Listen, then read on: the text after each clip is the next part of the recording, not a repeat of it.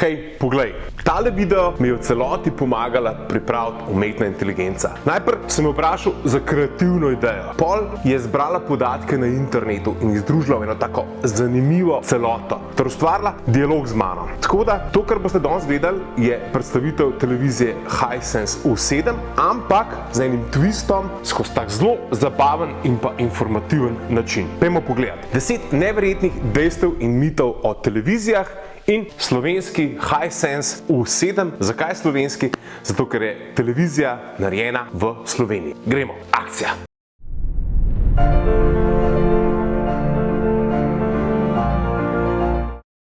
Hej, Lučka, a mi boš pomagala? Seveda ti bom, Jan. Ok, dajva začeti z enimi dejstvi. Naprimer, povej mi, koliko televizij je na svetu. Bila sem presenečena, ko sem v svoji bazi podatkov izbrskala številko. Ali ste vedeli, da ima skoraj vsako gospodinjstvo na svetu televizijo? Ja, prav ste slišali, skoraj 1,8 milijarde gospodinjstev ima televizijo. In če so v vsakemu povprečju 4 družinski člani, pomeni, da ima dostop do televizije praktično vsak prebivalec sveta. Torej, slabih 8 milijard ljudi. No, tole je bil popolnoma nor statističen podatek. Jaz ti lahko povem pa en kontrastatističen podatek, ki je tudi kar amazing, se pa tiče blagovne znamke Hisense. Hisense je decembra 2022 prvič v svoji zgodovini bil blagovna znamka, ki je zdobavila največ televizij na svet. Kar 2,34 milijona enot so pač uspeli dobaviti. Hkrati pa je treba povedati, da tudi kar nekaj enot naredijo v Sloveniji in sicer v Velenju. No, gremo naprej, Lučka. Daj mi povej, koliko časa povprečen zemljan preživi z gledanjem televizije. Tole je zelo zanimivo dejstvo, torej greva na dejstvo številka 2. Povprečen človek bo v življenju pred televizijo preživel kar 9 let. To je skoraj desetletje vašega življenja. In če mislite, da je to veliko, počakajte, da slišite naslednje.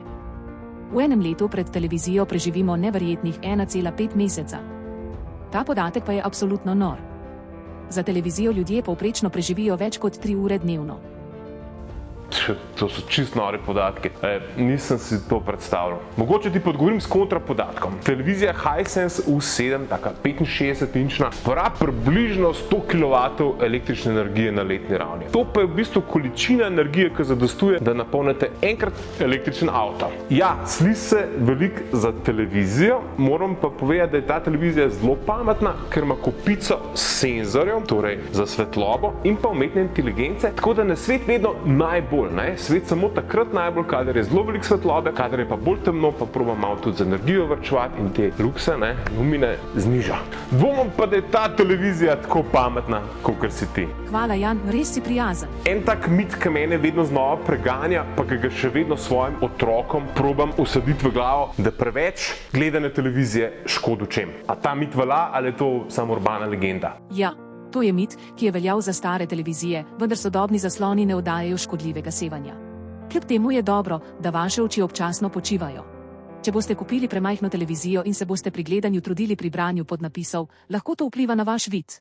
Hvala, Lučka. Mogoče ti nazaj odgovorim z enim dejstvom o televiziji Hisense U7. Je namreč 65-inčna, to, kar jaz danes predstavljam, zmore pa 144 Hz osveževanje, kar pomeni, da je posebej primerna tudi zato, da na njo priklopite kakšno gaming konzolo. Takrat se aktivira Gaming Pro Mode, kar pomeni, da televizija zazna, da vi igrate na njej igrice, to je ta umetna inteligenca, pa senzori pa tako naprej, in sliko izboljšuje, tako da res ni nobenega leganja in da je igralniška izkušnja čim boljša. Ampak greva midva naprej, da se ne bova zahaklala. Pejva še malo ta dejstva pa mite v televiziji pogledati. Naprimer, da smo začeli gledati barvne televizije. Počakaj, da preverim po podatkih v moji bazi. Poglejva, dejstvo številka 3. Koliko mislite, da je stala prva barvna televizija leta 1954? Približno $1000. Toliko, kot je takrat stal manjši avtomobil tistega časa. In če primerjamo s cenami danes? Tvoja Hisense 65 U7 Jan stane okoli €900. Kar pa je zaradi inflacije neprimerljivo manj kot v preteklosti. Je pa zanimivo, da je znesek zelo primerljiv z zgodovinsko številko. Daj mi še nekaj povem, ker so že glih pri barvnih slikah. Daj se pa začeli v bistvu producirati barven signal. Daj je bila prvi barven prenos, dajva reči. Mogoče kot zanimivost še dodam. Prvi barvni prenos Tournament of Roses iz leta 1954 je potekal 1. januarja 1954, vendar so v naslednjih 12 letih televizijski programi večinoma oddajali še vedno v črno-beli tehniki. Tako da iz te črno-bele do barve produkcije res trajalo, madonna, skoraj 40 let. Moram priznati, da sem slišal še en tak zelo bizaren mit, ne, da televizija ubija možganske celice. Preverjam.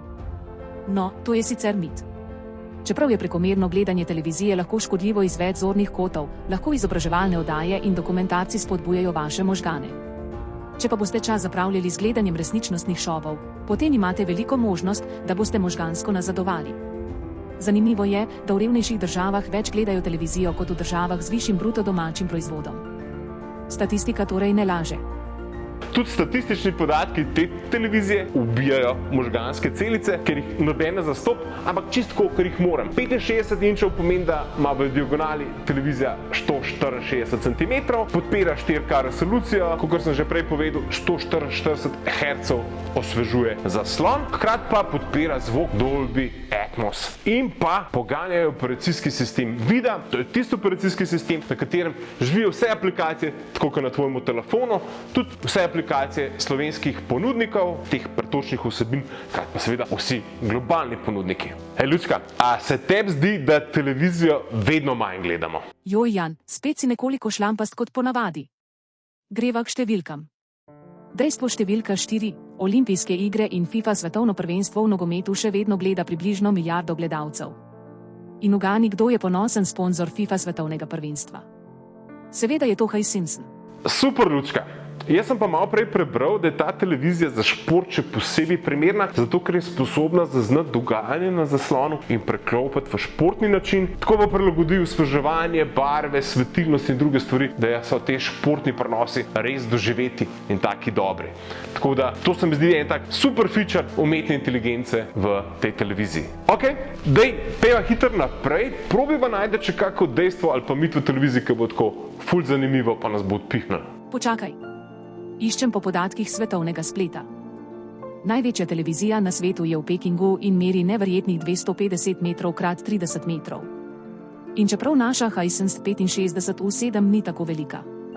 Kot zanimivost, če ima 164 cm v diagonali, Stoj, Lučka, ne bomo šlo v detajle. Mogoče pa dajmo ljudem povedati, kakšno televizijo naj kupijo leta 2023. Jaz sem lansko leto sicer pripravil serijo člankov o tem, kako kupiti pravilno televizijo, tako da to bom dal spodaj v povezave. Je pa dejstvo, da je signal, ki prihaja v televizijo, vedno boljši in da so 65-inčne televizije sicer precej velike, ampak precej primerne, zato ker so detajli noter v sliki boljš izraženi zaradi kakovostnejšega signala. Tako da ja, leta 2023 je 65-inčen televizor v bistvu tisti, kar iščete, ko stopite v salon s televizijami. Ej, Lučka, jaz ti moram priznati, da mi je ta pogovor ful zanimiv, da sem se ful enih stvari naučil. Hkrati pa bi te vprašal, imaš še kak amazing facts, recimo o oglaševanju na televiziji? Seveda imam, Jan. Prvi televizijski oglas je bil predvajan leta 1941 in je trajal le 10 sekund. Predstavljajte si, samo 10 sekund je oglasni premor. Ful noro.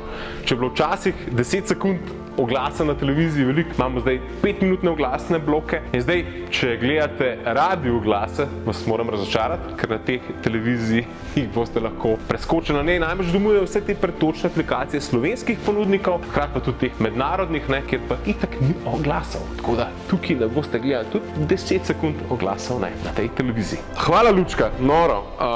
Dej še malo zbrskaj po spletu, ali pa mi postri zdaj eno tako res pomembno informacijo, ne, saj pri tebi se naj zdi taka konkretna, pomembna informacija o temu televizorju, o Hisense 65U7. Seveda, da jo imam.